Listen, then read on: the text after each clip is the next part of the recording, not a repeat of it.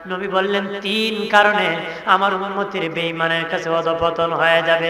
1 নম্বর ধনের লোভ, 2 নম্বর মানের লোভ, 3 নম্বর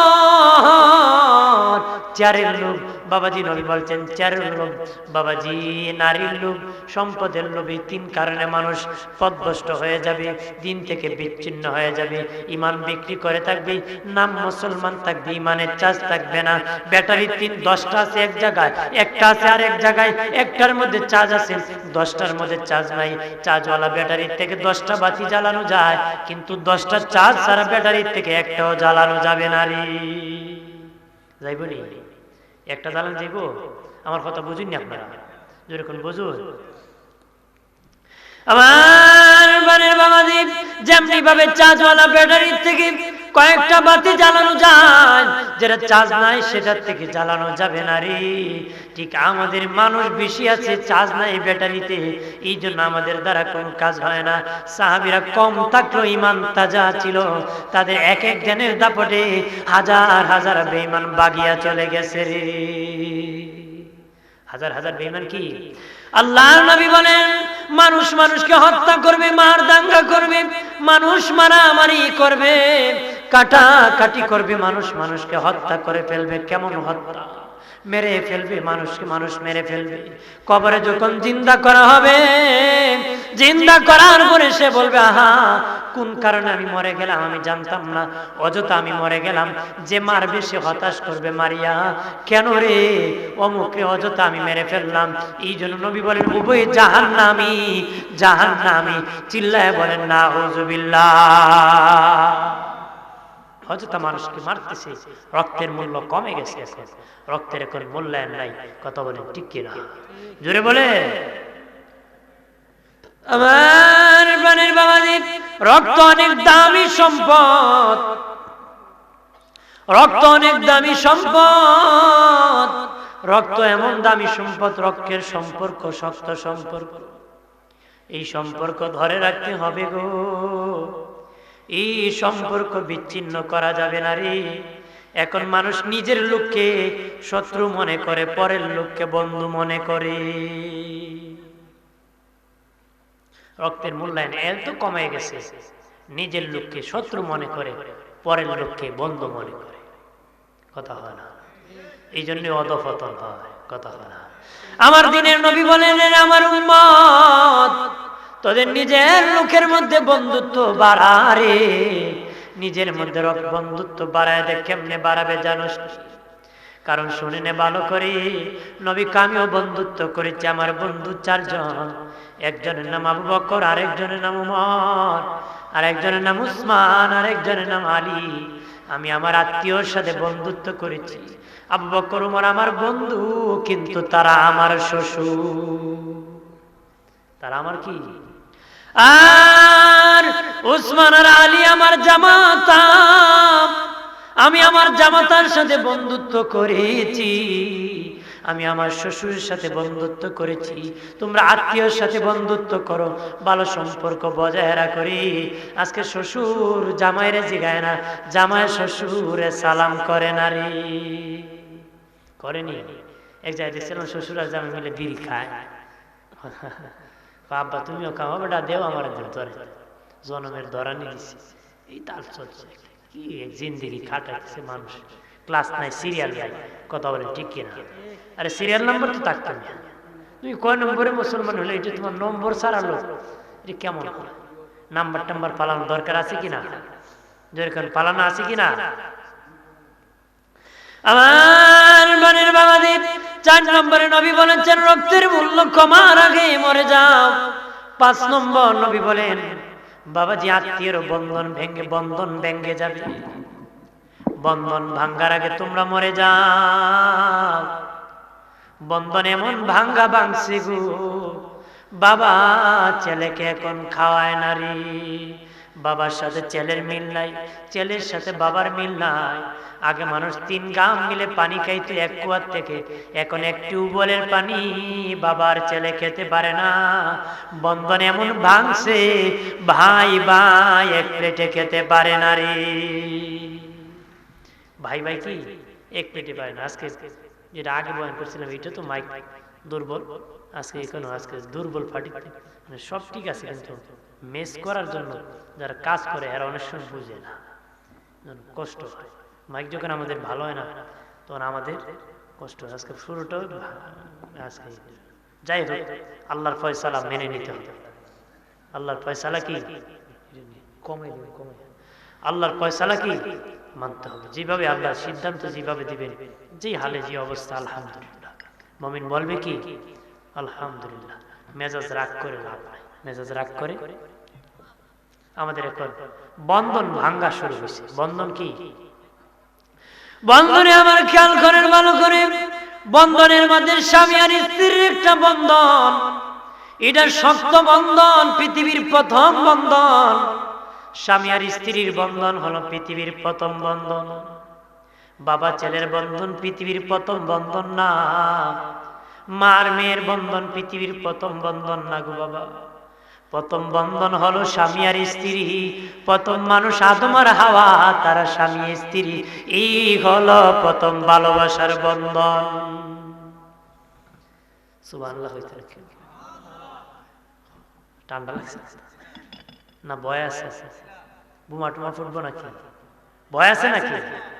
আমি প্রায় বলি, অনেক লোক আছে বাড়ির ম্যাডামের ডরে সুবহানাল্লাহ কয় না, কারণ এখানে সুবহানাল্লাহ কইলে মাইকে বাড়ি ফসবো, আর প্রত্যেকের কণ্ঠ প্রত্যেকে চিনে। বউ খুব আর কেউ আওয়াজ উঠলাম না, খালি তোমার গলার আওয়াজ উঠলাম, ও তো আওয়াজ করে না। বেচারা ডরের চুলে আর সুবহানাল্লাহ কয় না।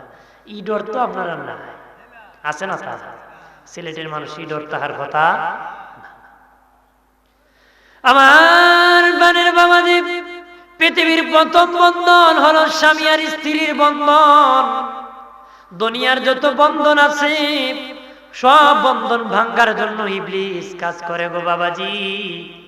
তবে স্বামী আর স্ত্রীর বন্ধন ভাঙ্গার জন্য সবচেয়ে বেশি মেহনত করে ইবলিস। যত ইবলিস শয়তান আছে তারা স্বামী আর স্ত্রীর ঝগড়া বাজায়। প্রতিদিন সমুদ্রের পারে যখন সব ইবলিসরা একত্র হয়, বড় ইবলিস বড় শয়তানটা কয় কে কোন কাজ করছে। একজন কয় বেনামাজি বানাইছি, আর একজন কয় রোজা রাখাইয়া দুপুর বেলা খাওয়াইছি, আর একজনে কয় সত্য বলছি কিন্তু 9টা মিছা কথা খাওয়াইছি। এইভাবে হাসতেছে হাসতেছে, আরেকটা দাঁড়িয়ে কয় উস্তাদ জি, আজকে দক্ষিণ সুরমার অমুক ব্যক্তির জামাই আর বোর ঝগড়া লাগাইয়া জামাইরে পাঠাইছি লালা বাজার, বোর রাখছি সুরমার বীজ। কই রাখছে? মানে 2 লাখ 2 বীজ রাখছে, 2 লাখ 2 দেশ রাখছে, আলাদা করছে, দুইজন দুইখানে বইয়ে খানতাছে। তখন বড় ইবলিসটা দাঁড়িয়ে যায়, দাঁড়িয়ে বলে আশা আমার সিনার সাথে লাগা রে। আমি সর্বপ্রথম আদম আর হাওয়ার বন্ধন ভাঙ্গা শুরু করেছিলাম, দূর করেছিলাম, বন্ধন ভেঙ্গে দিয়েছিলাম আদম আর হাওয়া। এটা আমার প্রিয় কাজ। স্বামী স্ত্রী ঝগড়া বাজাইয়া আলাদা করে দেওয়া ইবলিসের বড় পছন্দের কাজ। তখন তার বুকের মধ্যে জড়ায়া ধরে রে, ই পছন্দ তাই আমরা কত ভাল। কারণ ইবলিস মেহনত করে বেশি এই বন্ধনটা ভাঙ্গার জন্য।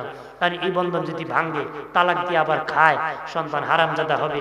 হারামজাদা তো ইবলিসের উস্তাদ হবে। ইবলিসের কাম গরিব বেঙ্গালা কেদা হয়। ইবলিস তোর নিচের জ্বর খাক, উপরে পানি ডাল, উপরে কি ডাল? পানি ডাল। দেখবেন বেটা তালাক দিয়ে কতক্ষণ পরে কোন আমার আগের বুয়াই নিতাম কথা হয় না। 10 মিনিট আগে তালাক দিচ্ছে, 10 মিনিট পরে কখন আমার তো বলিস রাগের মাথায় কইছি। আপনার কেউ কি ঠান্ডা মাথা তালাক দেয়? ইভন তো কেউ পাইছো কইছে আই লাভ ইউ 1 তালাক পাইছো, আই লাভ ইউ 2 তালাক, আই লাভ ইউ 3 তালাক কেউ কইছে? রাগ হয়ে দাও, যেভাবে দিবেন তালাক হয়ে যাবে। এলে ইবলিসের মেহনত মানুষের গোড়ায় নষ্ট করে দাও। কথা বলেন ঠিক কিনা? কবি বলে কেউ যদি দাবি করে বেশি বুঝে, তার বৃদ্ধ আঙ্গুল উঁচু করে দেখাইবা তুমি কিছুই বোঝো না রে। যদি বলে বেশি বুঝে, উঁচু করে দেখাইবা ঘোড়ার ডিম বেশি। বন্ধুরে আমার খেয়াল করেন ভালো করে, আমার দিনের নবী বলেন ও আমার উম্মত, 6 জিনিস আসার আগে তোমরা মরে যেও রে। ওই 6 জিনিস আসার আগে তোমরা মরে যেও। 1 নম্বর, অযোগ্যদের নেতৃত্বের আগে তোমরা মরে যেও রে। কার নেতৃত্বে? অযোগ্য। ফাসিক তাদের নেতৃত্বের আগে তোমরা মরে যাও। মরে যাও বলতে পাশ করে কি মরে কথা কইতেছে, ওদের কাছ থেকে দূর হয়ে আছে, এটা একটা মরা, মরার আগে মরো, কথা বলেন না। অযোগ্যদের নেতৃত্ব বেড়ে গেছে, নবী বলেন এর আগে তোমরা মরে যেও। বাদি নবী বলেন দায়িত্বশীল বেড়ে যাবে কিন্তু দায়িত্ব পালন করবে না। পাপ দমনের জন্য প্রশাসন নিয়োগ করা হবে কিন্তু তারা নিজেরাই পাপ লালন পালন করবে, তারা নিজেরাই পাপকে বেচা কেনা করবে, তারা পাপকে সংরক্ষণ রাখবে। নবী বলেন এর আগে তোমরা মরে যেও রে। এখন কমলা বেশি। 3 নম্বর, বিচার বিক্রি করে দিবে মানুষ, বিচার বিক্রি করে দিবে, টাকা খায় মানুষ বিচার করবে, আদালত টাকায় বিক্রি হয়ে যাবে। বিচার বিক্রি হওয়ার আমলের আগে তোমরা মরে যাও। আমাদের সমাজে এখন এটা কিন্তু চলতেছে, বিচার বিক্রি হয়ে যায়, আদালত বিক্রি হয়ে যায়। যদি দেশে মিথ্যা সত্যই শুধু বিচার হতো তাহলে মিথ্যাবাদী আদালতে বিচার নিয়ে যেত না, কথা বলেন না। খলিফাতুল মুসলিমিন আমিরুল মুমিনিন হযরত ওমর ফারুক রাদিয়াল্লাহু তাআলা আনহু, হযরত আবু বকর সিদ্দিক রাদিয়াল্লাহু তাআলা আনহু শাসন আমলে উনি বিচারপতি ছিলেন। 2 বছর চলে যায়, একটা বিচার ওনার কাছে আসে নাই। উনি দৌড়াইয়া সিদ্দিক আকবরের কাছে যায়, বলেন আবু বকর ভাই আমাকে একটা কাজ দিয়ে দেন, কোন মানুষ আমার কাছে বিচার নিয়ে আসে নাই, দীর্ঘ 2 বছর হয়ে যায় আমি কোনো বিচার পাই না গো, কেউ বিচার দেয় না। আমরা মুরব্বী হল ঘুরা বেড়ে বেড়ে বিচার করতে, কথা হয় না, বিচার করতে ঘুরা না তো মাল লাগাই তো ঘুরা, এবার লাগাইয়া ফানে আর তেলে আর সুরো ডেকে লাগাইতে দিই বাম্পার, কথা হয় না, ধরে রাগ করেন না, সত্য জিনিস খারাপ লাগতে পারে। কারণ ওয়াজ নসিহত মানে সত্য বলা, মেনে নেওয়া মুমিনের কাজ। মেনে নেওয়া কি, কেউ যদি পাপ করে সে তওবা করবে, তাকে ঘৃণা করবেন না, সে একদিন ভালো হয়ে হয়তো আপনার আগে জান্নাতে চলে যেতে পারে, তাই আপনি ঘৃণা করা যাবে না, কিন্তু পাপকে দূর করতে হবে। পাপকে কি দূর করতে হবে। দোস্ত বুজুর্গরা রে, হযরত আবু বকর সিদ্দিক বললেন ওগো ওমর ভাই, ওমর ফারুক তুমি বিচারের যোগ্য, তুমি বিচারক হিসাবে থাকো গো, কারণ তুমি ন্যায় বিচারক। এই জন্য 2 জন যদি কেউ যদি কারো মাল চুরি করে যদি নিতে চায়, তখন যার মাল সে বলে চলো ওমরের দরবারে বিচার হবে।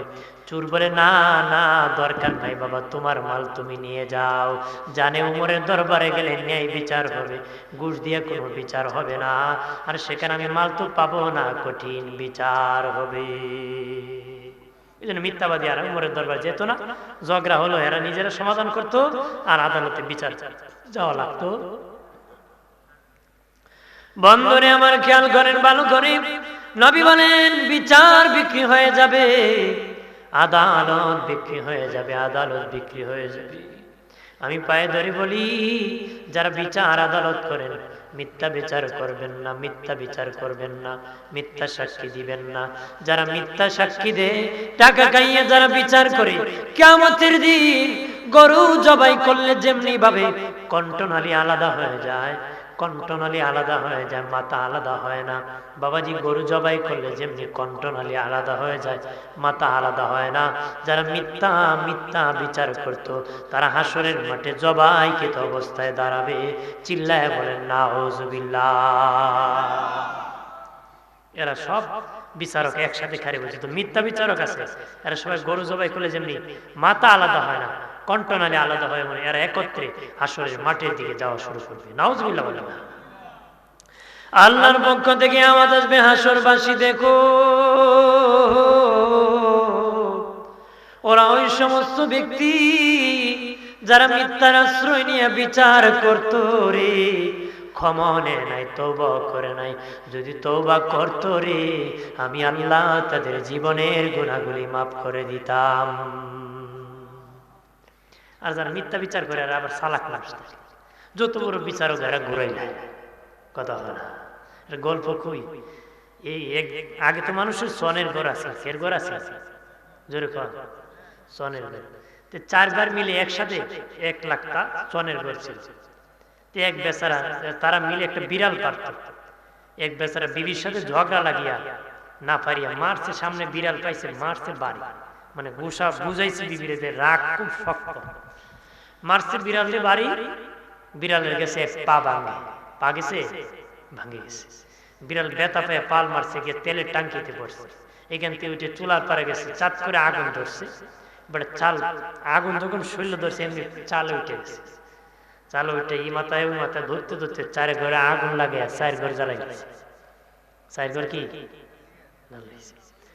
সবাই 3 ভাই কইতেছে হে বিড়ালে ফিরছে, বিড়ালে এই দশা ধরছে, ঘর জ্বালাইছে, ঘর বানাই দিবে, বিচার বইছে, সবাই কয় না তুমি ঘর বানাইবে, তোমার কারণে এরা ঘর জ্বলছে।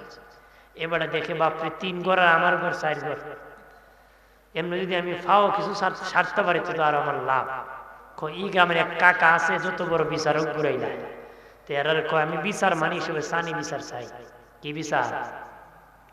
সানি বিচার চাই। তো সানি বিচারের ব্যবস্থা হলো, তারা 3 ভাই শুনছে ওই গ্রামের কাকা আইব, আগে গেছে আরো, কাকা অমুক দিন বিচার করা যাইতাম তো বেটা, শরীরটা তো ভালো না, যাও তো কেমনে চলো, কাকা ব্যবস্থা আছে, দিছে 5,000। কয় হাজার? জোরে কোন কয় হাজার দিছে? 5,000। ওই যে ব্যক্তি বিড়ালে বাড়ি মারছিল এই বেচারা গেছে, দিছিল 5, কয় না না হইতো না, দিছে 10,000। বিচার যখন বইছে রায় দিছে তুমি ঘর বানাই দিবে 3 দিন। ওই মুরব্বী খাইছে, টাকা খাইয়ে দিয়ে খাইছে, খারে কয় সভাপতি সব অনুমতি দিলে একটা কথা কইতে কর না, বেচারা দাঁড়ায় কয়, এরা জিগায় তোমরা তো আপন 4 বাইরে, কয় আপন 4 ভাই, বিড়াল খার কামড়া 4 বাইরে, ও বিড়ালের পা কটা? কয় 4টা। ও বাংসে কটা? কয় 1টা। জনে পরে কয়টা? কয় 1টা। কয় চালা দিয়ে উঠছিল, বালা টেং দিয়ে উঠছিল না ভাঙ্গা টেং দিয়ে উঠছিল? বালা পা দিয়ে উঠছিল না ভাঙ্গা পা দিয়ে উঠছিল? এরা কয় বালা পা দিয়ে। কয় হেড টেং তো এ ভাঙ্গি লিছে, তোরা বালা টেং দিয়ে চালু ওইটা ঘর জ্বালাইছে, তোরা 3 ভাই মিললে এর ঘর বানাইতে। কি কয়? কয় হের পা হে ভেঙে ফেলছে, হের পা দিয়ে উঠে না, তোরা 3 ভাই, তোদের 3 ভালা পা দিয়ে চালে উঠছে, ঘর জ্বালাইছে, তোরা 3 ভাই মিলে জ্বালাই দিবে। যে বেটা যারা 5,000 দিছিল এক চাচা কবর কি এক তোর 10 5 রে 10 এ খাইলিস, 5 রে কি করছে? 10 এ খাইছে, ভাই খাইলাই সব। আদালত এইভাবে খেয়ে ফেলেন। ইমাম আবু হানিফা বলেন, ওয়াকানা আবু হানিফা রাহিমাহুল্লাহ ওয়া হুয়া নাইবুল্লাহ লিআন্নাহুল হাকিম। ইমাম আবু হানিফা বলেন, যারা ন্যায় বিচার সমাজে প্রতিষ্ঠিত করবে, ন্যায় বিচার করবে, তারা কিয়ামতের দিন আমার আল্লাহর নায়েব হয়ে দাঁড়াবে। কার নায়েব হয়ে দাঁড়াবে? আল্লাহর নায়েব হয়ে দাঁড়াবে। দোস্ত বুজুর্গরা এই খেয়াল করেন, আর যারা সত্য সাক্ষী গোপন করে ফেল, সত্য সাক্ষী যারা গোপন করে ফেল, কিয়ামতের দিন তাদের জিহ্বা কাটা হবে, জিহ্বা কেটে দেওয়া হবে। এরকম যারা সত্য সাক্ষী গোপন করত, তাদের জিহ্বা কাটা অবস্থায় উঠবে। একটু চিল্লায়া জবান খুলে বলেন নাউযুবিল্লাহ। দিনের নবী বলেন, আদালত যখন বিক্রি হয়ে যাবে, বিচার বিক্রি হয়ে যাবে রে, এর আগে মরে যাও। আজকে আদালতে যারা মামলা করে 10 বছর 20 বছর 50 বছর ধরে মামলা শেষ হয় না, কথা হয় না। এর দাদাও গেছে, বাপও গেছে, ফোলাই করা আঙ্গা জানা নাতি কয় ফালার দরকার নাই। এমন মিথ্যা লেখছে উকিল সাহেব, 50 পৃষ্ঠা পর্যন্ত লেখছে খালি মিথ্যার মিথ্যা। 50 বছরে 100 সেন্টেন্স ছিলছে, তারপরও বিচার হয় নাই। চলছে কিনা? জোর করে রাগ করেন না কেন? ন্যায় বিচার কেমন বিচার শুনে না। খলিফা হারুনুর রশিদের যুগে আলিমগঞ্জ শহরের মধ্যে বাবাজি, ওই শহর থেকে চিঠি আসলো খলিফা হারুনুর রশিদের দরবারে। হারুনুর রশিদের কাছে দরবারে চিঠি আসলো, খলিফা আজকে 1 মাস হয়ে যায়, আমাদের বিচারক অসুস্থ হয়ে আছে, বিচারক অসুস্থতার কারণে বিচার হতেছে না, চুরি বেড়ে গেছে, ডাকাতি বেড়ে গেছে, খুন হত্যা বেড়ে গেছে, তাড়াতাড়ি মেহেরবানি করে একজন বিচারক তাড়াতাড়ি শহরে পাঠায় দেন। সুবহানাল্লাহ বলবেন না? খলিফা হারুনুর রশিদ চিঠির উত্তরে লিখলেন, হ্যাঁ, আগামী 1 সপ্তাহের মধ্যে তোমাদের শহরের মধ্যে একজন বিচারক পৌঁছে যাবে, ঠিক এক সপ্তাহের মাথার মধ্যে ফজরের পরে একজন বিচারক উপস্থিত হয়ে গেল রে। মারহাবা বলে না, ফজরের পরে একজন বিচারক উপস্থিত। আমার কথা করা হয়েছে, রাগ করবেন না কি? রাগ করেন না, রাগ করুন। কার সাথে রাগ দেখেন? আমার সাথে রাগ দেখেন না। পারলে যদি বেশি বাহাদুরি পারেন, হাসরের মাঠে আল্লাহর একটু রাগ দেখাইলেন, আমার দেখানোর দরকার নাই। পারলে হাসরের মাঠে একটু বেড়াগিরি দেখাইলে সেদিন বুঝে যাবো কার বাহাদুরি কতটুকু। কেন তো নরম পাইলে মানুষের গরম দেখায়, কি কর? মানুষ যখন কারো নরম পায় তখন গরম দেখায়, এটা হলো স্বভাব। এটা আমাদের স্বভাব। বাহাদুর হলে কিয়ামতের দিন আল্লাহর রাগ দেখেন। আল্লাহ দেখেবেন কেন? এদিন তো কতই বলতে পারবেন না, কথা বলবেন কেমন, দাঁড়াই কি পারবেন না, জাগতে পারবেন না, কথাগুলো করতে একটু চাপে চাপে। আগে আমি বলছিলাম যে আমরা পাকাগুলো পূরণ করি, এটা সৌন্দর্য, পাকাগুলো পূরণ করি। এক একদিন এক এক দেশে হলে বৃষ্টি লাগে, পাকাগুলো পূরণ করি। একটু দূর শুয়ে পড়ে সাল্লাল্লাহু আলা মুহাম্মাদ সাল্লাল্লাহু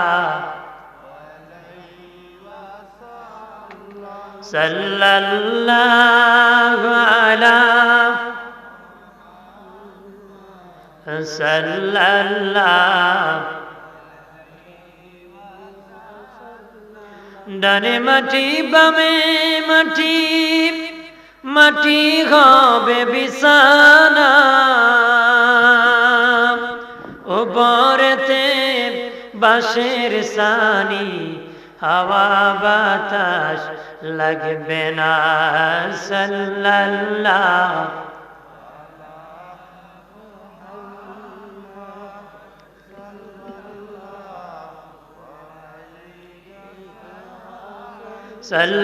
সাল্লাল্লাহু আলা মুহাম্মাদ সাল্লাল্লাহু।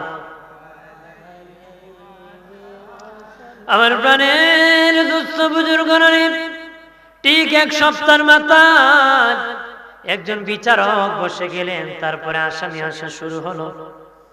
হঠাৎ করিয়া কিসুলে একজন বুড়া মহিলাকে ধরে বিচারে দাঁড় করায় দিল। একজন বুড়া মহিলাকে কাঠ গড়ায় দাঁড় করায় দিল। বিচারক জিজ্ঞাসা করে, হে বুড়িমা, কি করেছো? তারা বলল, ওই মহিলা রাতের বেলা হোটেলের রুটি চুরি করছে, ওই মহিলা রাতের বেলা হোটেলের মধ্যে মধু চুরি করছে, এই জন্য তাকে দাঁড় করায় দিলাম।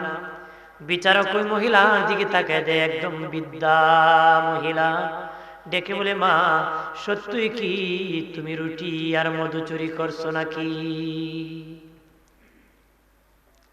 ডেকে বলে বিচারক, সত্যই আমি চুরি করছি, সত্যই রুটি আর মধু আমি চুরি করছি, আমি আসামি, আমি চোর, বিচার আপনি করেন। আসামি স্বীকার দিয়েছে। আসামি কি স্বীকারোক্তি? বিচারক ডেকে বলেন, এ বুড়ি মা, কেন তুমি চুরি করলাই বৃদ্ধ বয়সে? কেন গো তুমি এই রাতের বেলা বৃদ্ধ বয়সে এইভাবে চুরি করলা হোটেলে? কেউ শোনেন, আমার স্বামী নাই, আমার ছেলে নাই, ছেলে মরে গিয়েছে, ছেলের বউ মরে গিয়েছে, আমার ছেলের নাতি আছে, আজকে কয়েকদিন হয়ে যায় তারা উপবাস, কোনো খাবার আমি দিতে পারি নাই, তাদের কান্না দেখে, উপবাস দেখে আমি শুইতে পারি নাই, এই জন্য রাতের বেলা রুটি আর মধু চুরি করতে গিয়েছি। বিচারক ডেকে বলেন, না না, আজকে বিচার করব না, আগামীকাল বিচার করব। তারা চলে গেল, বললে আগামীকাল পুলিশ প্রধান থাকবে, আগামীকাল নগর প্রধান থাকবে, এই নগরের ধনী যারা আছে তারা উপস্থিত থাকবে। বাবাজি পরের দিন যখন বিচার বসেছে, বাবাজি শহর প্রধান আছে, পুলিশ প্রধান আছে, বড় বড় ধনীরা দাঁড়ায় গেছে। আদালত রায় দিয়েছে, এই মহিলার চুরির অপরাধের কারণে হাত কাটতে হবে, কিন্তু বয়স বিবেচনা করে তারা হাতটাকে মওকুফ করে দিলাম, তাকে 100 বেত নির্ধারণ করে দিলাম। কয়শো বেত? আমরা দেশে সুরার অভাব আছে না, অভাব আছে, অথচ রুটি চুরি করছে, আর কি চুরি করছে? মধু চুরি করছে। বলছে হাত কাটার বিধান, কিন্তু বয়স বিবেচনা করে তাকে 100 বের দিলাম।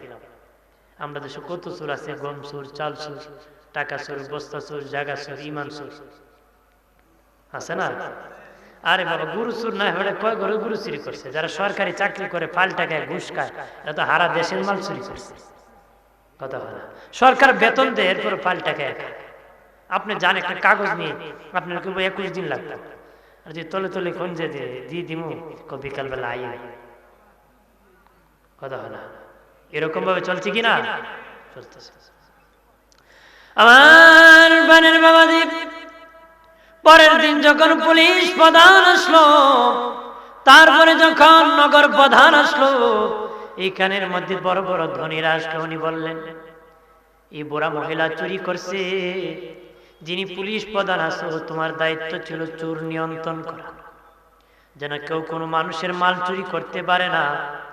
আজকে বাবাজি মানুষের মাল চুরি হয়ে যায় কেসি গেট দিয়ে, তালা মারিও রাখতে পারে না। কেন জানোনি? আমরা মুসলমানের কাছে মুসলমানের আমানতদারি নাই। যদি আমানতদারি থাকতো, কেসি গেট দিয়ে মাল আটকানোর দরকার ছিল না রে। মুসলমানের মাল মুসলমানের কাছে আমানত, মুসলমানের গরু মুসলমানের কাছে আমানত, মুসলমানের সম্পদ মুসলমানের কাছে আমানত। অথচ মুসলমান দরজা বন্ধ করে তার ঘরে রাখতে পারে না। খেয়ানতদারের অভাব নাই, আমানতদারের অভাব। এই জন্য কেসি গেট লাগায় মানুষ শান্তিতে ঘুমাইতে পারে না রে। কেসি গেট লাগায় কি? আমি কোন আমার সামনে যদি 1 কোটি রাখেন, আমি তো সেই টাকা চুরি করে নিতে রাজি হব না, কারণ এটা আমানত। আজকে চুরি করছি, কাকে নিয়ে আমি খাওয়াবো? একদিন আদালতে বিচার দিতে হবে। কাল কিয়ামতের দিন আল্লাহর আদালতে কি বিচার দিতে হবে কি না? না লাগতো না? লাগতো। বন্ধুরে আমার, খেয়াল করেন ভালো করে। ওই বিচারক বলল, তোমার দায়িত্ব ছিল চোর যদি চুরি করে তাকে আটকানো, পাহারা দেওয়া। তোমাকে রাখিয়া এই মহিলা কিভাবে তার হোটেলের মধ্যে রুটি আর মধু চুরি করলে, এই জন্য অপরাধের কারণে 100 বেতের মধ্যে 20টা বেত তোমার হাতে মারা হবে। কয়টা বেত? ওই 100টার মধ্যে 20টা। এরপরে বললেন, যিনি নগর প্রধান আছে, ওনার দায়িত্ব ছিল তার নগরে কে খেয়ে আছে না খেয়ে আছে, উপবাস সে খবর নেওয়া, তার বাড়ির মধ্যে খাবার পৌঁছায় দেওয়া। যেহেতু তার বাড়িতে খাবার পৌঁছায় দাও নাই, এটা তোমার অপরাধ হয়েছে, দায়িত্বের অবহেলা করেছো, এই জন্য তোমার হাতের মধ্যে 20টা বেত মারা হবে। কয়টা? 40টা চলে গেছে, আছে কয়টা? বিচারক ডেকে বলে, আর আরো 20টা বেত দেওয়া হবে খলিফা হারুন রশিদের হাতের মধ্যে। কারণ খলিফা অযোগ্য ব্যক্তিকে শহরের নগর প্রধান বানাইয়া পাঠাইছে, অযোগ্য ব্যক্তিকে শহরের নগর প্রধান বানাইয়া পাঠাইছে। এটা খলিফার ব্যর্থতা, খলিফার ব্যর্থতার দায়ে খলিফার হাতের মধ্যে 20টা মারা হবে, আর 40টা বাকি আছে। বড় বড় ধনীদেরকে ডাকিয়া বললেন, ও শহরের ধনীরা, তোমরা যারা ধনী আছো রে, তোমাদের দায়িত্ব ছিল তোমাদের শহরে কে খেয়ে আছে না খেয়ে আছে খবর রাখা। কিন্তু আজকে নাক ডাকাইয়া পেট ভরিয়া ঘুমায়, নাক ডাকাইয়া ঘুমায় বাবাজি, পিঠ ভরে ঘুমাইতেছি। পাশের ঘরে মানুষ না খেয়ে আছে, একদিনও খবর নেয় না রে। খবর নেনি, ধনী আছে কিন্তু কেউ খাইলো না, না খাইলো, এবারে খাইতে খাইতে ফাজায়, এরপরে ডায়াবেটিস আর জনমের খানি খাওয়া বন্ধ। কথা হয় না? আর খাইতে পারে না। এরপরে মনে করেন ডায়াবেটিস শুরু পাইছে, আর মিষ্টি চলে না। চলে? আল্লাহ রাসূল কইছেন যে পাতলা ঝোল করে খাইও, ঝোল দিও তরকারিতে, দিলে কি হবে? তুমি খাইতে পারবা, একটু ঝোল থাকলে পাশের করে একটু ছেলে দিতে পারবা। তো জনমের কানি ভুনা করে খাইছে, এখন খালি ফাতলা মার কি মা? কেন কইছে? ডাক্তার বাবু কইছে। তো নবীদে কইছিলি? এটা খবর নাই। নবী তো আগেই বলে দিয়েছেন তোমরা পাতলা ঝোল করে খেও, কারণ তরকারিতে একটু ঝোল বেশি দিও। তোমার ঘরে যে তরকারি শেষ হয়ে একটু ঝোলও থাকে, পাশে ঘরে একজন মানুষ, গরিব মানুষ, ঝোল দিয়েও খেয়ে জীবন বাঁচাতে পারবে। এখন এটা না, আগে আছে, আগে একজনের ঘরে আরেকজন দিত, একজনটা আরেকজন খাইতো। এখন তো হিংসার কারণে বাপি ফুলারে খাওয়ায় না, ফুলা বাপরে খাওয়াইতে না। কথা হয় না? ফুলার বউ বুড়ার ঘর থেকে আনছে, এরকম বেয়াদব মার্কা ভরে গেছে। কথা ঠিক কিনা? আমার বানের বাবাজি, খেয়াল করেন ভালো করে। ডেকে বললেন, বড় বড় ধনী যারা আছো, দিনের নবী বলেন, তুমি নিজে খায়া ঘুমাইলাম, পাড়া প্রতিবেশীর খবর নিলা না।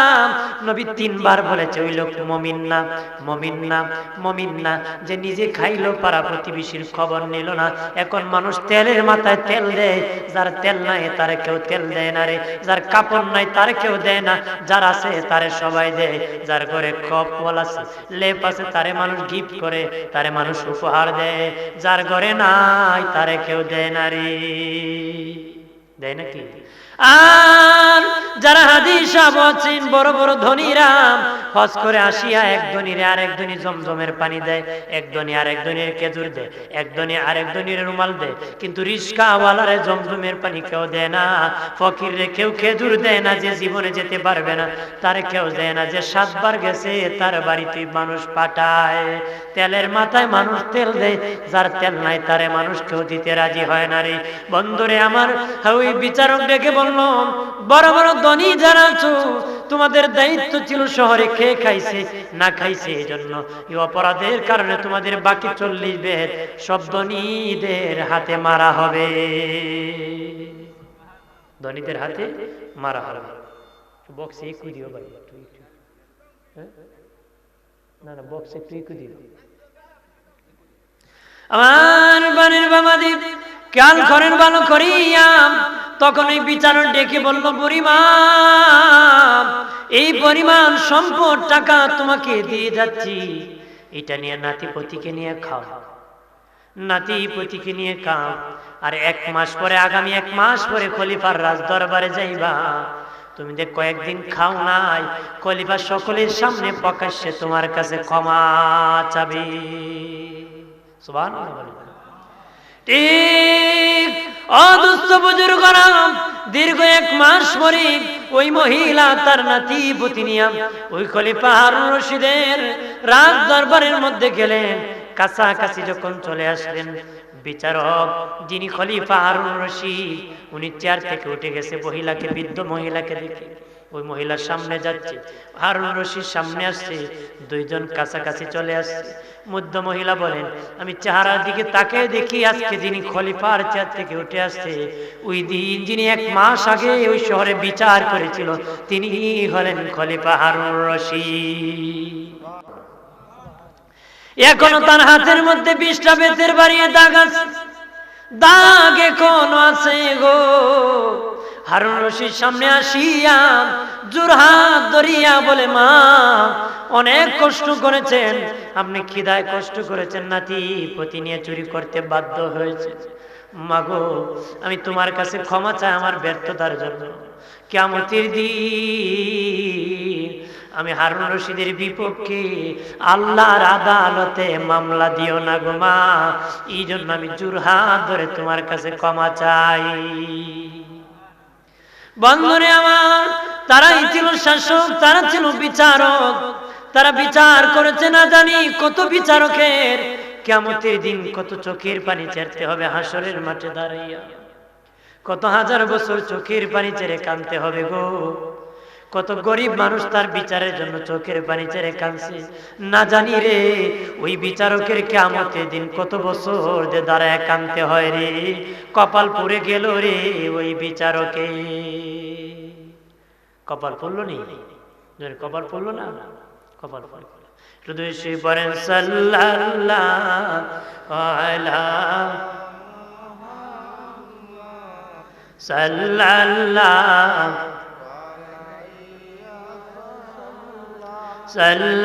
সাল্লাল্লাহু আলাইহি সাল্লাল্লাহু।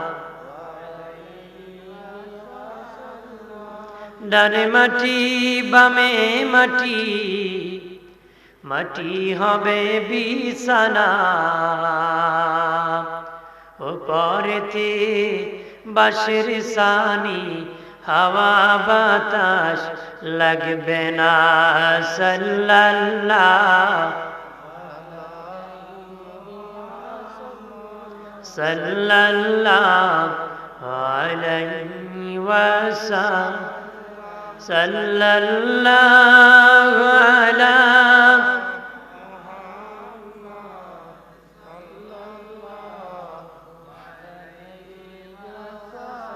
আমার বানের বাবাজি, আমি 6 জিনিসের আগের কথা বলেছি। নবী বলেছেন 6 জিনিস আসার আগে তোমরা মরে যাও। 1 নম্বর, অযোগ্যদের নেতৃত্বের আগে তোমরা মরে যাও। 2 নম্বর, প্রশাসন বেড়ে যাবে কিন্তু পাপ লালন পালন করবে, এর আগে তোমরা মরে যাও। 3 নম্বর বাবাজি, বিচার আদালত বিক্রির আগে মরে যাও। নবী বলেন 4 নম্বর, রক্তের মূল্য কমার আগে তোমরা মরে যাও রে। রক্তের মূল্য কমার আগে তোমরা মরে যাও। রক্তের মূল্য এখন কমে গেছে গো। মানুষের রক্তের কোনো দাম নাই। মানুষের রক্তের দাম নাই। পাখির রক্তের দাম আছে, গরুর রক্তের দাম আছে। গরু যদি ঘরে 3টা থাকে, বড় টেনশনে পড়া যায় কোনটা কুরবানি করব রে। এটার দাম আছে। একটা পাখি কোনটা রাখলে ভালো হবে, কোনটা খেলে ভালো হবে, তার রক্তের দাম। তো মানুষকে হত্যা করে তার রক্তের দাম নাই। কথা হয় না। দিনের নবী বলেন রক্তের মূল্য কমার আগে তোমরা মরে যেও। এখন মানুষকে হত্যা করে ফেলে গো। সামান্য বিষয় নিয়ে তর্ক নিয়ে রাস্তায় মেরে ফেলে, গুলি করে মেরে ফেলে, হত্যা করে ফেলে। কত পেপারে আসে, কত নিউজে আসে। মা পরকিয়া করেছে এক ব্যক্তির সাথে, মেয়ে দেখে ফেলছে, এই জন্য মা নিজের হাতে তার মেয়েকে হত্যা করেছে। এমন কমে গেছে গো রক্তের মূল্য। মায়ের কাছে মেয়ের রক্ত তার কমে গেছে। নাউজুবিল্লাহ। মায়ের কাছে মেয়ের রক্তের মূল্য কমে গেছে গো। বাবা হইয়া মেয়েকে হত্যা করেছে, মেয়ে হইয়া মাকে হত্যা করেছে, রক্তের মূল্য কমে গেছে। ভাই হইয়া ভাইকে হত্যা করে ফেলে, স্বামী হইয়া বিবিকে হত্যা করে ফেলে। এরকম ভাবে রক্তের মূল্য কমে গেছে। রক্তের মূল্য কমে গেছে, মানুষকে মেরে ফেলে। দিনের নবী বলেন বাবা সাহাবীরা, কিয়ামতের আগে নবী দাঁড়িয়ে বলতেছেন বাবা সাহাবীরা, আমি যা দেখি তোমরা তা দেখো না। আমি দেখতেছি কিয়ামতের আগে ফিতনার বৃষ্টি নাজিল হবে রে। ফিতনা এমন ভাবে নাজিল হবে, যখন আকাশ থেকে বৃষ্টি নাজিল হয়, আকাশ থেকে যেমন বৃষ্টি নাজিল হয়, যেমনি ভাবে এক ফুটার পরে আরেক ফুটা পরে, একবার পরে আরেকটা পড়তে থাকে রে। আসমান থেকে এইভাবে বৃষ্টির মতন ফিতনা নাজিল হতে থাকবে। ফিতনা মানুষের এলাকা গ্রাস করবে, ফিতনা মানুষের বাড়ি গ্রাস করবে, ফিতনা মানুষের ঘর গ্রাস করবে, ফিতনা মানুষের রুম পর্যন্ত গ্রাস করে ফেলবে, ফিতনা মানুষকে জর্জরিত করে ফেলবে। নবী বলেন বাবা সাহাবীরা, যেমনি ভাবে পানির মধ্যে স্রোত থাকলে যেমন আবর্জনা টিকে থাকতে পারে না রে, পানির স্রোতেতে যেমনি আবর্জনা টিকে থাকতে পারে না। নবী বলেন বাবা সাহাবীরা রে, শেষ জামানায় আমার উম্মত বেঈমানের দাপটে টিকে থাকতে পারবে না রে। যেমনি ভাবে পানির স্রোতের কারণে আবর্জনা টিকে থাকতে পারে না, ঠিক তেমনি ভাবে আমার উম্মত বেঈমানের দাপটে টিকে থাকতে পারবে না। সাহাবীরা বলল ইয়া রাসূলুল্লাহ, নবী ওই সময় কি উম্মত কম হবে নাকি গো? নবী বলেন না না না বাবা সাহাবীরা রে, ওই সময় উম্মত আরো বেশি হবে। সাহাবীরা বলল ইয়া রাসূলুল্লাহ, আমরা উম্মত কম হওয়ার পরে বেঈমান আমাদের সাথে পারে না গো নবী। ওই সময় উম্মত বেশি হওয়ার পরে কেন গো তারা তাদের সাথে পারবে না? নবী বললেন 3 কারণে আমার উম্মতের বেঈমানের কাছে অধঃপতন হয়ে যাবে। 1 নম্বর ধনের লোভ, 2 নম্বর মানের লোভ, 3 নম্বর চারের লোভ। বাবাজি নবী বলছেন চারের লোভ বাবাজি নারীর লোভ, সম্পদের লোভী। 3 কারণে মানুষ পথভ্রষ্ট হয়ে যাবে, দিন থেকে বিচ্ছিন্ন হয়ে যাবে, ইমান বিক্রি করে থাকবে, নাম মুসলমান থাকবে, ইমানের চার্জ থাকবে না। ব্যাটারি 10টা আছে এক জায়গায়, একটা আছে আরেক জায়গায়, একটার মধ্যে চার্জ আছে, 10টার মধ্যে চার্জ নাই। চার্জওয়ালা ব্যাটারির থেকে 10টা বাতি জ্বালানো যায়, কিন্তু 10টা চার্জ ছাড়া ব্যাটারির থেকে একটাও জ্বালানো যাবে না রে। যাইব নি? একটা জ্বালানো যাইব? আমার কথা বুঝুন না আপনারা, যেরকম বুঝুন। আমার বানের বাবাজি, যেমনি ভাবে চার্জওয়ালা ব্যাটারির থেকে কয়েকটা বাতি জ্বালানো যায়, যেটা চার্জ নাই সেটার থেকে জ্বালানো যাবে না রে।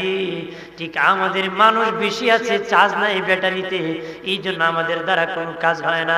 সাহাবীরা কম থাকলেও ঈমান তাজা ছিল, তাদের এক এক জ্ঞানের দাপটে হাজার হাজার বেঈমান বাগিয়া চলে গেছে রে। হাজার হাজার বেঈমান কি আল্লাহর নবী বলেন, মানুষ মানুষকে হত্যা করবে, মার দাঙ্গা করবে, মানুষ মারামারি করবে, কাটাকাটি করবে, মানুষ মানুষকে হত্যা করে ফেলবে। কেমন হত্যা? মেরে ফেলবে, মানুষকে মানুষ মেরে ফেলবে। কবরে যখন জিন্দা করা হবে, জিন্দা করার পরে সে বলবে, আহা কোন কারণে আমি মরে গেলাম আমি জানতাম না, অযথা আমি মরে গেলাম। যে মারবে সে হতাশ করবে, মারিয়া কেন রে অমুকরে অযথা আমি মেরে ফেললাম। এই জন্য নবী বলেন উভয় জাহান্নামী, জাহান্নামী। চিল্লায় বলেন নাউযুবিল্লাহ। অযথা মানুষকে মারতেছে, রক্তের মূল্য কমে গেছে, এখন রক্তের এখন মূল্যায়ন নাই। কথা বলেন ঠিক কিনা? জোরে বলে। আমার প্রাণের বাবাজি, রক্ত অনেক দামি সম্পদ, রক্ত অনেক দামি সম্পদ। রক্ত এমন দামি সম্পদ, রক্তের সম্পর্ক শক্ত সম্পর্ক। এই সম্পর্ক ধরে রাখতে হবে গো, এই সম্পর্ক বিচ্ছিন্ন করা যাবে না রে। এখন মানুষ নিজের লোককে শত্রু মনে করে, পরের লোককে বন্ধু মনে করে। রক্তের মূল্যায়ন এত কমে গেছে, নিজের লোককে শত্রু মনে করে, পরের লোককে বন্ধু মনে করে। কথা হয় না? এই জন্য অধঃপতন হয়। কথা হয় না? আমার দিনের নবী বলেন, আমার উম্মত তোদের নিজের লোকের মধ্যে বন্ধুত্ব বাড়ারে, নিজের মধ্যে বন্ধুত্ব বাড়ায় দেখ। কেমনে বাড়াবে জানোস? কারণ শুনে নে ভালো করে, নবী আমিও বন্ধুত্ব করেছি। আমার বন্ধু চারজন, একজনের নাম আবু বকর, আরেকজনের নাম উমর, আরেকজনের নাম উসমান, আরেকজনের নাম আলী। আমি আমার আত্মীয়র সাথে বন্ধুত্ব করেছি। আবু বকর উমর আমার বন্ধু, কিন্তু তারা আমার শ্বশুর। তারা আমার কি? আর উসমান আর আলী আমার জামাতা। আমি আমার জামাতার সাথে বন্ধুত্ব করেছি, আমি আমার শ্বশুরের সাথে বন্ধুত্ব করেছি। তোমরা আত্মীয়র সাথে বন্ধুত্ব করো, ভালো সম্পর্ক বজায় রাখি। আজকে শ্বশুর জামাইরে জিগায় না, জামাই শ্বশুরে সালাম করে না রে। করেনি? এক জায়গায় দেখছিলাম শ্বশুর আর জামাই মিলে বিড়ি খায়। আব্বা তুমিও খাও, বেটা দেও আমার ধরে, জনমের ধরা নিয়ে দিচ্ছে। এই তাল চলছে, কি জিন্দিগি খাটাচ্ছে মানুষ। ক্লাস নাই, সিরিয়াল নাই। কথা বলে ঠিক কিনা? আরে সিরিয়াল নম্বর তো থাকতো না। তুমি কয় নম্বরে মুসলমান হলে, এটা তোমার নম্বর ছাড়া লোক, এটা কেমন? নাম্বার টাম্বার পালানো দরকার আছে কিনা? যেরকম পালানো আছে কিনা? আমার মনের বাবাদের 4 নম্বরে নবী বলেছেন রক্তের মূল্য কমার আগে মরে যাও। 5 নম্বর নবী বলেন বাবাজি আত্মীয়ের বন্ধন ভেঙে যাবে। বন্ধন ভাঙ্গার আগে তোমরা মরে যাও। বন্ধন এমন ভাঙছে গো, বাবা ছেলেকে এখন খাওয়ায় নারী, বাবার সাথে ছেলের মিল নাই, ছেলের সাথে বাবার মিল নাই। আগে মানুষ 3 গ্রাম মিলে পানি খাইতো এক কুয়ার থেকে, এখন এক টিউবওয়েলের পানি বাবার ছেলে খেতে পারে না। বন্ধন এমন ভাঙছে, ভাই ভাই এক প্লেটে খেতে পারে না রে। ভাই ভাই কি এক প্লেটে পারে না। আজকে যেটা আগে বয়ান করছিলাম, এটা তো মাইক দুর্বল, আজকে এখানে আজকে দুর্বল ফাটি, মানে সব ঠিক আছে, কিন্তু মেস করার জন্য যারা কাজ করে এরা অনেক সময় বুঝে না, কষ্ট হয়। মাইক যখন আমাদের ভালো হয় না তখন আমাদের কষ্ট হয়। আজকে শুরুটাও আজকে যাই হোক, আল্লাহর ফয়সালা মেনে নিতে হবে। আল্লাহর ফয়সালা কি কমে আল্লাহর ফয়সালা কি মানতে হবে। যেভাবে আল্লাহর সিদ্ধান্ত যেভাবে দিবেন, যে হালে যে অবস্থা, আলহামদুলিল্লাহ। মুমিন বলবে কি আলহামদুলিল্লাহ। মেজাজ রাগ করে লাভ নাই, মেজাজ রাগ করে। আমাদের এখন বন্ধন ভাঙ্গা শুরু হয়েছে। বন্ধন কি? বন্ধনে আমার খেয়াল করেন ভালো করে, বন্ধনের মধ্যে স্বামী আর স্ত্রীর একটা বন্ধন, এটা শক্ত বন্ধন, পৃথিবীর প্রথম বন্ধন। স্বামী আর স্ত্রীর বন্ধন হলো পৃথিবীর প্রথম বন্ধন।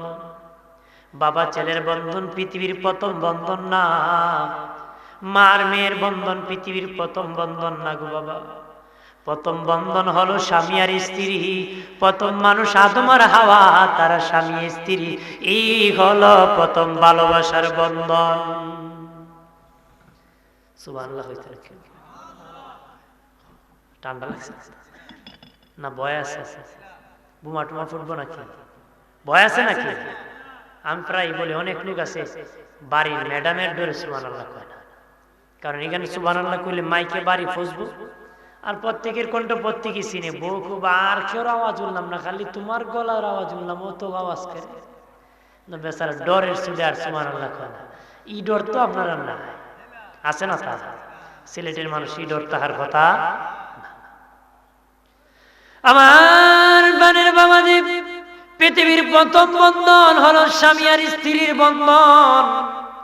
দুনিয়ার যত বন্ধন আছে সব বন্ধন ভাঙ্গার জন্য ইবলিস কাজ করে গো বাবাজি।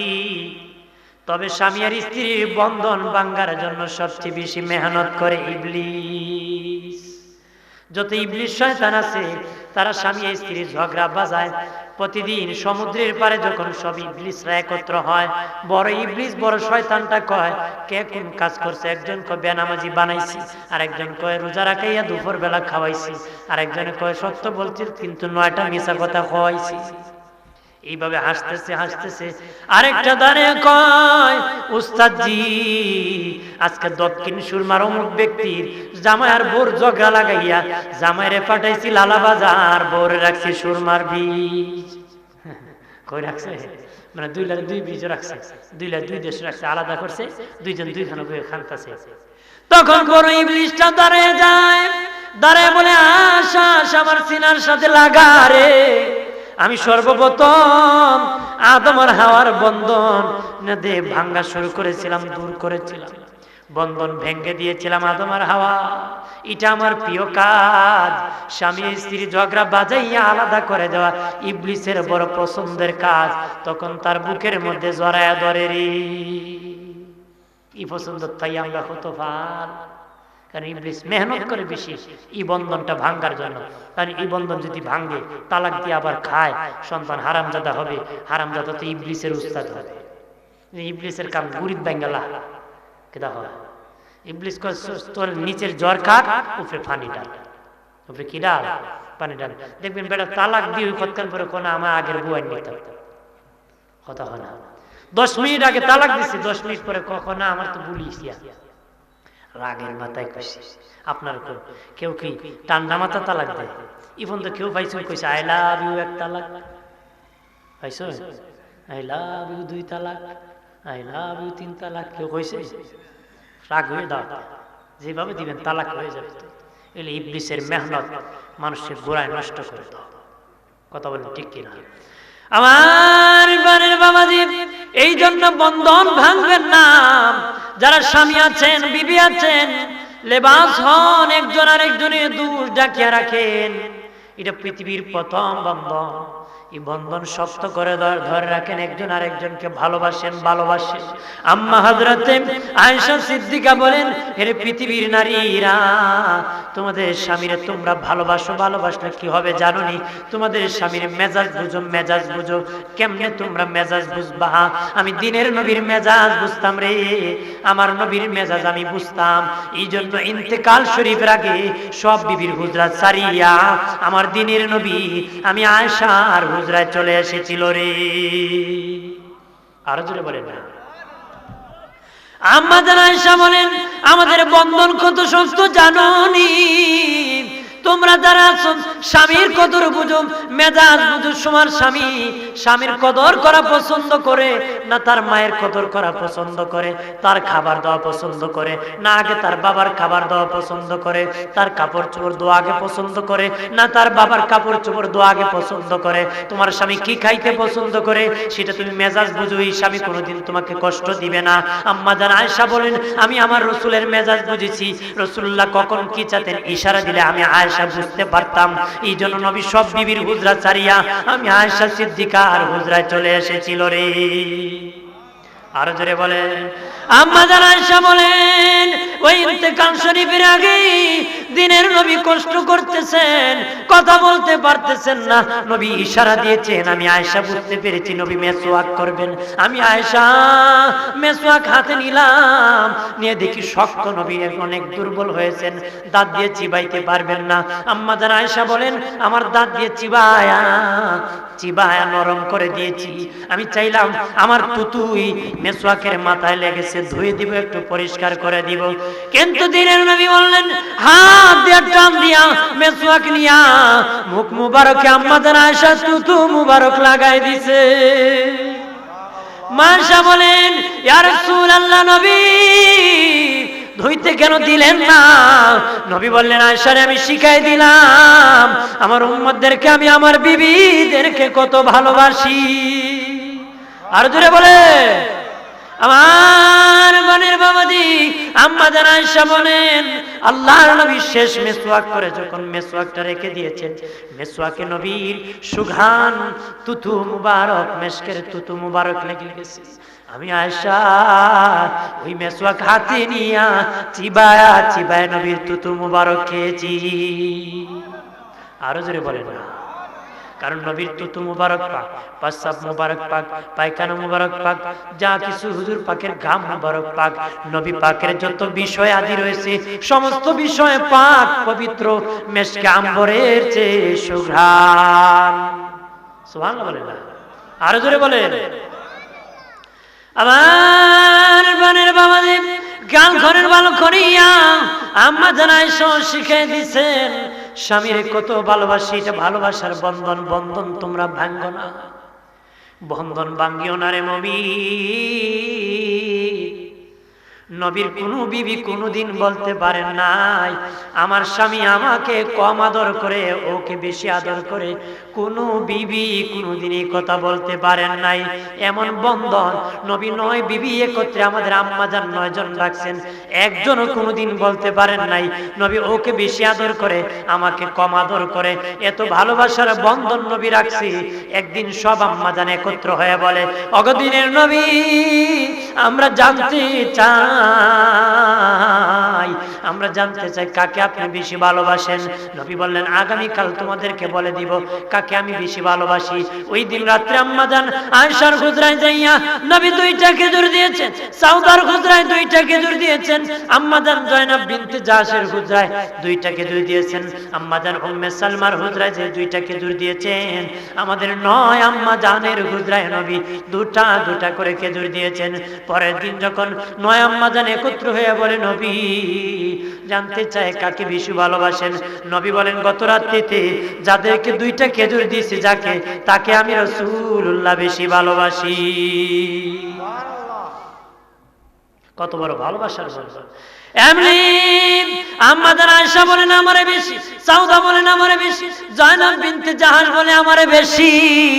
দাঁড়াইতে দাঁড়াইতে 9 জন আম্মা জানি কয় আমারে বেশি, আমারে বেশি।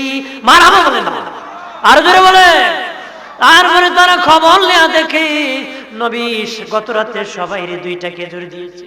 তারা বলে নবীজি গো আমি বুঝলাম না সকলকে 2টা করে খেজুর দিয়েছেন, কাকে বেশি ভালোবাসেন?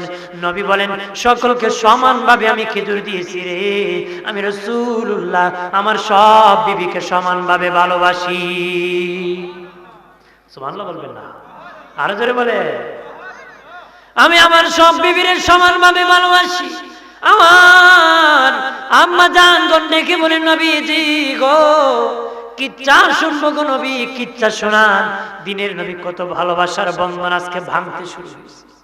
নবী বললেন তোমরা ফিলারায় হেলান দাও। তারা বলল নবীজি এইখানে তো কোনো ফিলারা নাই গো নবী, ফিলারা কোথায় পাবো? আম্মা জান আয়েশা চালাক ছিলেন, কোন নবী বসে আছেন, নবী হচ্ছে আমাদের ফিলারা, নবীর চতুর্দিকে তোমরা হেলান দাও। আল্লাহ নবী বসে আছে নাকি, কোন ফিলারা হেলান দাও? তারা তাকে ফিলারা কই নবী? মা আয়েশা কই তোমরা চিনো না, নবী আমরা ফিলারা, নবীর চতুর্দিকে হেলান দাও। আরো জোরে কর না। আপনারা তো এক বিয়ে করছে ভাঙ্গা বাড়িতে রাখছে, আরেক বসো হরে বেড়া, আর পুরান কোম্পানির খবর নাই, কথা হয় না। পুরান বউ বাড়ির গাইল্লা বকাবকি করে গালাগালি করে, হ্যাঁ বেটা এখানে ঢ্যান ঢ্যান ঢ্যান ঢ্যান করে ঘুরাইতেছে। জাহান্নাম নিশ্চিত, এটা গ্যারান্টি যুক্ত। ইনসাফ করছেন না, এই জন্য জাহান্নাম। এত সহজ না দুনিয়ার মজ করা, মজা দুনিয়াতেই মারতেছ, আর কত মারবা, কতক্ষণ, ঠিক কিনা? আখিরাতে তোমার জন্য কোনো মজা নাই, সাজা সাজা। ইনসাফ করতে হবে, যে ইনসাফ না করেন কেন বিয়ে করেন? আবার আমার বানের বাবাজি সব আম্মা জান চতুর্দিকে হারাম দেওয়া শুরু করলেন। আম্মা জান আয়েশা তাকায় তাকায় দেখতেছেন, তাকায় তাকায়। তারা ডেকে বলে, আপা আপনি কি বসবেন না? আম্মা জান আয়েশা তাকায় দেখে সবাই সব জায়গা দখল করেছে, এখন আমার দ্বীনের নবীর কুল মুবারকে কেউ বসে নাই। এমনি আম্মা জান আয়েশা নবীর কুল মুবারকে উঠে বসে গেছেন। নবী আবার কিচ্ছা শুনাইতেছে, কো শুনো রে আমার বিবি, একজন লোক আছে তার 9 জন বিবি, তারা 2 জন কারো সাথে কেউ কারোর সাথে ঝগড়া করে না, তারা একজন আরেকজনকে বড় মহব্বত করে রে। একজন আম্মা ডেকে বলেন, আগা দ্বীনের নবী, এটা কেমন কিচ্ছা আপনি শুনাইলেন যে 9 জন বিবি তারা কেউ কারোর সাথে ঝগড়া করে না? আম্মা জান আয়েশা বলেন, তোমরা বুঝো নাই, এটা আসল কিচ্ছা। নবী স্বামী হইয়া বিবিদের প্রশংসা করতেছে,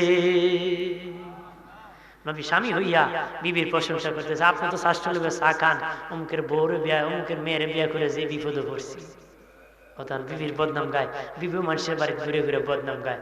না আপনার ইজ্জত আপনি রাখলেন, না বউর ইজ্জত রাখলেন, কতক্ষণ, ঠিক কিনা? যেন উভয় উভয়ের ইজ্জত রাখতে হবে। লেবাস হন 2 টাকার লেবাস, ঢাকিয়া ঢাকিয়া রাখেন। জীবনে বউর বদনাম করবেন না, যারা বউ আছেন আপনারা স্বামীর বদনাম করবেন না। রাজি আছে? যেরকম রাজি আছে? বদনাম করার রস্তা বেটা বিশাল বড় এক বেন্দা বানায় বাড়ির কোনাত রাখছে লটকে, বড় দিন 5-7 বার জিয়ারত করিস, বউ খেন এদিক সেদিক হইলে বাম্বু সালাম দিব। বাম্বু কি দিব? সালাম। আপনার কোন বউ পিটিয়া ভালো হইব? এদের শুধু পিঠটা মানুষ ভালো হইতো, সব বেটার বউ ভালো হইব। কথা কথা পিটিয়া যদি মানুষ ভালো হইতো, সকল বেটার বিবি ভালা হইতো। এক বেটা বউরে ফিরতো, বউ বললে কইতো গুলামের ফুল। কি কইতো? গুলাম। একদিন এমন পিঠা দিছে, মহিলা মনে করেন একজন জ্ঞান হারা হয়ে গেছে, মানুষ কাঁদতেছে, মেরে ফেলছে, মরে গেছে, মাইরা লাইছে। এক মহিলা দেখে 2টা টুট লড়তেছে, মনে করে কলিমাটা পড়তেছে, এই মুহূর্তে মরবে। দেখি আমার কানটা তার টুটে লাগে। কান আর টুট যখন একত্র করছে, দেখে মহিলা কয়, ও গোলামের ফুল। এটা পিঠটা ভালোই তো না, মরার আগে আরো। আপনারা বলেন, যারা পিটার স্বভাব ছিল, প্রথম যে গালি দিত, পিটানোর পরে ত্রিপল বেড়ে গেছে কালিয়া, তার মুখ আর খুলে গেছে। পিটিয়া কেউ ভালো হবে না, পিটানো মিটান দিবেন না, পিটানো দিবেন না, ভালোবাসবেন। বিবিরা ভালোবাসার বন্ধন এটা যেন ভেঙ্গে না, ইবলিস ধোঁকা দিয়ে যেন আপনাদের বন্ধন না ভাঙে। রাজি আছে? বন্ধনে আমার খেয়াল করেন ভালো করে, অদুস্থ বুজুর্গরা 5 নম্বর নবী বলেন, এরপরে কি হবে জানো নি? বন্ধু, বন্ধুত্বের বন্ধন ভেঙ্গে যাবে, বন্ধুর সাথে বন্ধুর মূল্য থাকবে না, বন্ধুর কাছে বন্ধুর মূল্য থাকবে না, বন্ধুর কাছে বন্ধুর কোনো ওজন থাকবে না। কয়েকদিন আগে দেখলাম বাজে ক্লাবের মধ্যে বন্ধুরা আড্ডা দিচ্ছে, হঠাৎ করে কয়েক বন্ধু মিলিয়া আরেক বন্ধুরে পিটাইতে পিটাইতে শুধু পিটানোই শেষ করে নাই, বস্তার ভিতর ভরিয়া ঘরে রাখছে, বস্তার ভিতর ভরিয়ে শেষ করে নাই, একদম মৃত্যু নিশ্চিত করে সেই ঘর থেকে তারা বাহির হইছে রে। নাউজুবিল্লাহ বলে। বন্ধুত্বের এই আমানতদারি চলে গেছে। এখন বেশিরভাগ মানুষ বন্ধুত্বের ধোঁকায় পড়ে ক্ষতিগ্রস্ত হতেছে, হত্যা হইতেছে, মারতেছে। এরকম বাংলাদেশে অভাব নাই বাবাজি। বন্ধুর পায়ে পড়ে ফাঁদে পড়ে জীবন শেষ হয়ে গেছে। নবী বলেন, শেষ জামানায় বন্ধুত্বের মূল্য থাকবে না, এর আগে তোমরা মরে যাও।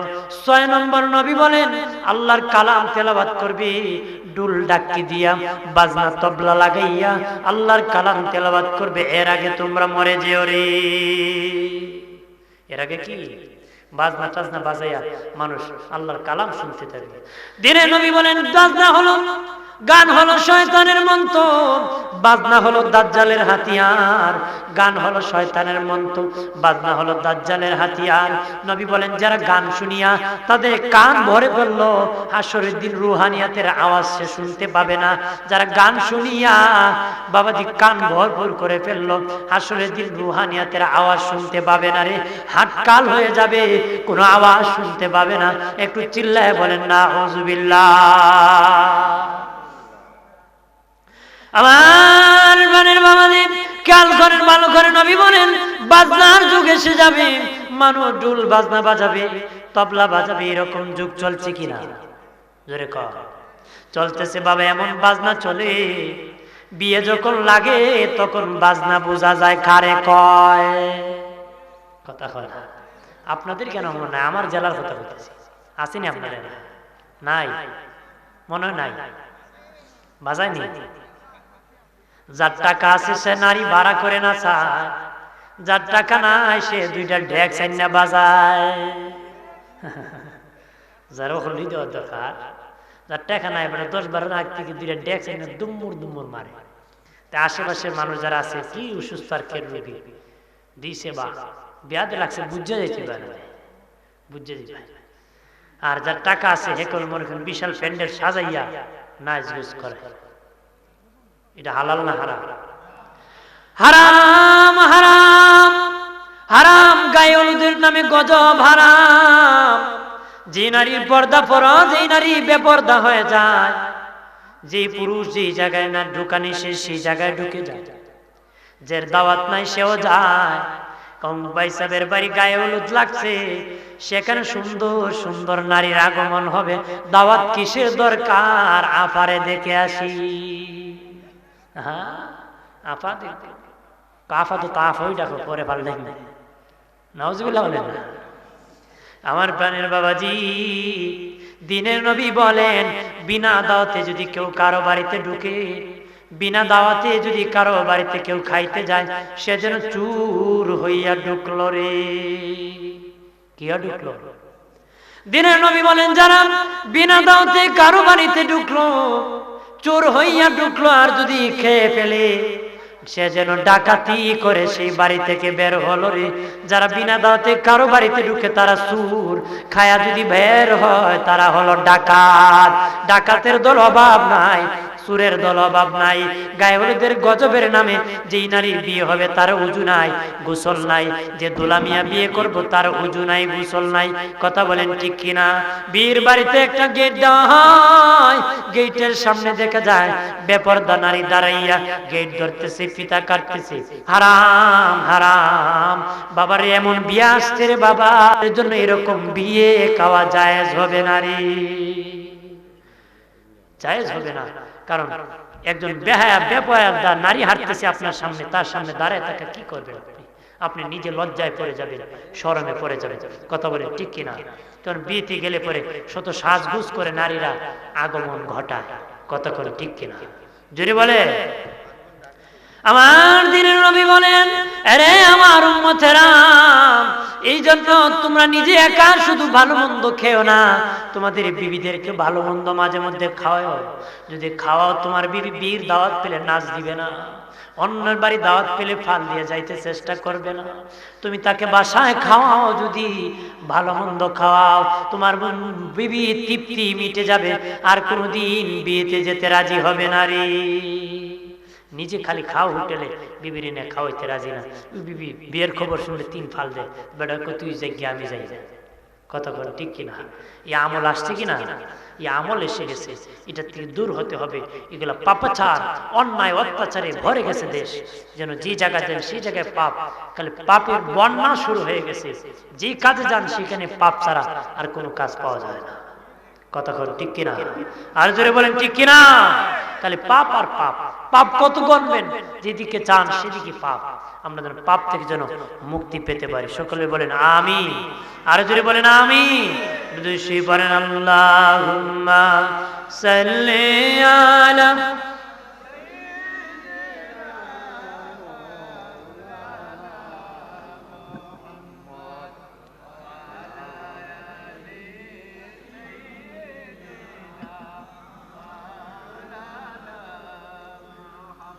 আর জোরে সুরে বলে আল্লাহুম্মা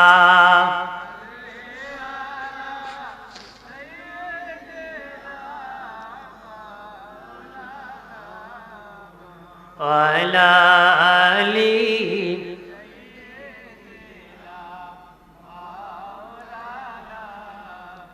মক্কা নগরে মদিনা শহরে এলেন দিনের নবীজি ইসলাম প্রচার করে নবী শুয়ে রইলেন মদিনায় আল্লাহুম্মা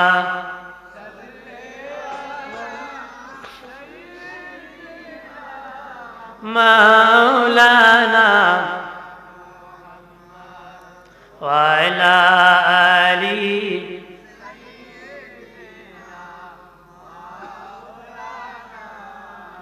আমার বানের বাবাদের এইরকম পাপে যখন ভরে যাবে নবী বলেন ওই পাপের সাথে সংযুক্ত যারা হয়ে যাবে ওই সময় দোয়া আর কবুল হবে না রে। তারা দোয়া করতে পারে কিন্তু দোয়া আসমানের মালিক তাদের শুনবে না রে। আগে কিন্তু দোয়া যারা করতেন করতে দেরি কবুল হতে দেরি হতো না, এখন কত দোয়া করি নগদ কবুল হয় না রে। হয়েছে নাকি? আগের যুগের নবীর যুগের একটা ঘটনা, শেষ যুগে সূরা নসর নাজিল হয়ে গেছে। ইজাজা সূরা আছে না, এই সূরা নাজিল হয়ে গেছে। ওই সময় ওই যে এক ইহুদি তাওরাত কিতাব পড়তে যদি দোয়া কবুল হতো এটা বলতেছি। নবী বলছেন এই যুগ এসে গেলে এই 6 জিনিস আশা করে মানুষ যখন এইটার যুগ হয়ে যাবে তখন তাদের দোয়া আর কবুল হবে না। কিন্তু ওই সময় কবুল হতো, ওই যুগ ছিল না। একটা প্রমাণ হিসাবে বলে দিই, একজন ইহুদি তার তাওরাতের হাফেজ ছিল, তাওরাত কিতাব পড়তেছে। সে হলো মুসা নবীর ভক্ত। তাওরাত কিতাব পড়তে মুহাম্মদের নাম, আমাদের নবীর নাম পায় সে সহ্য হয় না, কেটে ফেলছে। পরের দিন, আগের দিন এক জায়গায় কাটছে, পরের দিন দেখে 2 জায়গায় উঠে গেছে। পরের দিন 2 জায়গায় কাটছে, এর পরের দিন 4 জায়গায় উঠে গেছে। এর পরের দিন 4 জায়গায় কাটছে, পরের দিন 8 জায়গায় উঠে গেছে। পরের দিন 8 জায়গায় কাটছে, উঠিয়া পরের দিন দেখে 16 জায়গায় আমার নবীর নাম উঠে গেছে। আর জোরে বলে না, 16 জায়গার মধ্যে নবীর নাম উঠে গেছে। আর চিন্তায় পড়ে গেছে রে, না কাঠিয়াম তার পাশের বাড়ি একজন ইহুদি বন্ধু তার বাড়িতে গেছে, যায় দেখে ওই লোকটা আল্লাহর কালাম তেলাওয়াত করতেছে। কয় বাইরে তুমি হলা তাওরাতের হাফেজ, তুমি কেন কোরআন তেলাওয়াত করতেছো? গত মাসে আমি মদিনায় গিয়েছিলাম আর আখির নবীর সাথে দেখা হয়েছে। ওই নবীর কাছে হাত রেখে কালেমা পড়িয়া মুসলমান হয়ে গেছি রে, মুসলমান হয়ে গেছি। এখন কোরআনের হাফেজ হওয়ার জন্য চেষ্টা করতেছি। কোরআনের হাফেজ হওয়ার জন্য কি করতেছি? চেষ্টা করতেছি। আমার বানের বাবাদের ওই লোকটাকে বলে, ভাই আশ্চর্য ঘটনা শুনো রে, আমি একবার নাম পেয়েছি, কাটা 2 বার উঠে গেছে। 2 বার ওঠার পরে কাটেছি 4 বার হয়ে গেছে। 4 বার ওঠার পরে কাটেছি 8 বার হয়ে গেছে। 8 বার কাটছি 16 বার হয়ে গেছে। ওই লোকটা যে নতুন মুসলমান হয়েছে সেটাকে আর কাটিস না, যদি এইভাবে কাটা শুরু করস এক সময় তাওরাত কিতাবে মুহাম্মদ সাল্লাল্লাহু আলাইহি ওয়াসাল্লামের নাম ছাড়া আর কিছু পাবে না রে। এখন ওই নবীর যুগ, ওই নবী ছাড়া পৃথিবীতে আর কোন নবীর দাওয়াত চলবে না রে, কোন নবীর কিতাব চলবে না রে। যদি তুই মঙ্গল হতে চাস, তোর জীবনটা যদি নেককার বানাইতে চাস, জান্নাতি বানাইতে চাস, ওই নবীর দরবারে তাড়াতাড়ি মদিনায় চলে যা, কালেমা পড়িয়া মুসলমান হয়ে যা রে। কালেমা পড়ে কি হবে? মুসলমান হবে। ওই লোকের বাড়ি যেখানে আছে বাবাজি, সেখান থেকে 8 দিনের রাস্তা হলো মদিনা। কয় দিনের রাস্তা? 8 দিনের রাস্তা হলো মদিনা। হাঁটতে হাঁটতে যেদিন যাত্রা শুরু করছে, প্রথম দিন যেদিন 8 প্রথম দিন শুরু করছে, ওই দিন আমার নবীর ওফাত হয়ে গেছে। দিনের নবীর ইন্তেকাল হয়ে গেছে। 3 দিনের মাথায় দিনের নবীকে মা আয়েশার হুজরায় নবীর রওজা মুবারক দিয়ে দাফন করা হলো। 8 দিনের মাথায় যখন হইল, শুধু সোনার মদিনায় পৌঁছে গেল, দেখে ওই মদিনায় শুধু কান্নার রোল আর কান্নার রোল বসে গেছে রে। ওই ইহুদি ডেকে বলে, ভাই কেন রে তোমরা কাঁদতেছো? আমাদের নবী কয়েকদিন হয়ে যায় বিদায় হয়েছে, নবীর জন্য আমরা কান্নাকাটি করতেছি। বলে, নবীর রওজা কোথায় রে? সামনে যাইয়া নবীর রওজার কাছাকাছি। বাবাজি, ওই লোকটা চোখের পানি চেরে চেরে নবীর রওজার পাশে বসে কান্দে। আমার দিনের নবীর রওজার পাশে বসিয়া বিনায়া বিনায়া কান্দে রে। হযরত আলী বলেন, তুমি তাড়াতাড়ি কালেমা পড়ো, কালেমা পড়লে নবীর কাছাকাছি চলে আসবে। নবী বলছে, মান ক্বালা লা ইলাহা ইল্লাল্লাহ ফাদাখালাল জান্নাহ। নবী বলেন, যারা লা ইলাহা ইল্লাল্লাহ জপেছে, বিশ্বাস করেছে, ওই ব্যক্তি একদিন জান্নাতের মালিক হয়ে যাবে। তুমি কালেমা পড়ে মুসলমান হয়ে যাও, নবীর কাছাকাছি চলে যাও রে, নবীর ভালোবাসায় গিয়ে যাও। ওই লোকটা কালেমা পড়ছে, কালেমা পড়ে বলি, নবীকে দেখি নাই রে, নবীকে দেখি নাই, নবীকে পাই নাই, নবীকে দেখি নাই। নবীর একটা জুব্বা মুবারক যদি পাইতাম, যদি থাকতো আমাকে এনে দিতাম, নবীর জুব্বা মুবারকটা আমি মুখে নিয়ে চুমু খেতাম।